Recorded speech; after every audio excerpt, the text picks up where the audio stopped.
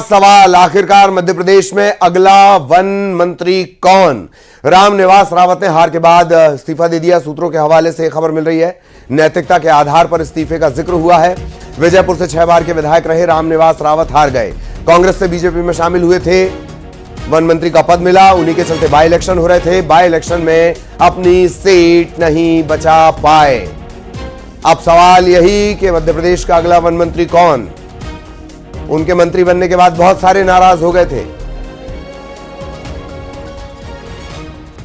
सीधे भोपाल लिए चलेंगे, सहयोगी वासु इस वक्त हमारे साथ जुड़े हुए हैं। वासु, बड़ा वाजिब सवाल कि अगला वन मंत्री कौन, लेकिन उनके कलेजे पर मरहम जो हम सब से तो कहते रहे पार्टी का अंदरूनी मामला है, पर जिनकी बगावत की चर्चा दिल्ली तक पहुंची थी। वासु,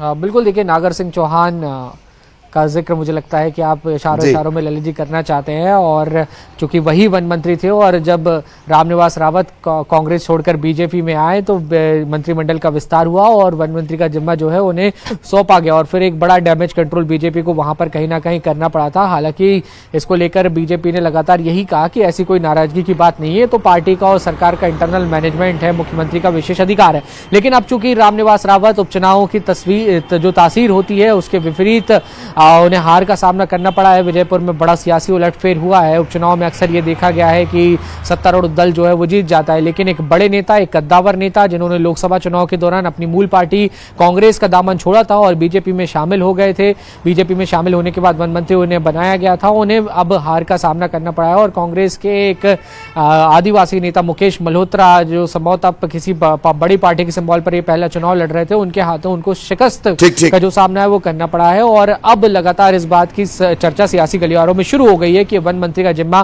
किसे मिलेगा, उसके लिए क्या जातीय, क्षेत्रीय और सियासी समीकरण होंगे। जी चलिए, बहुत धन्यवाद वासु आपका इस अपडेट के लिए।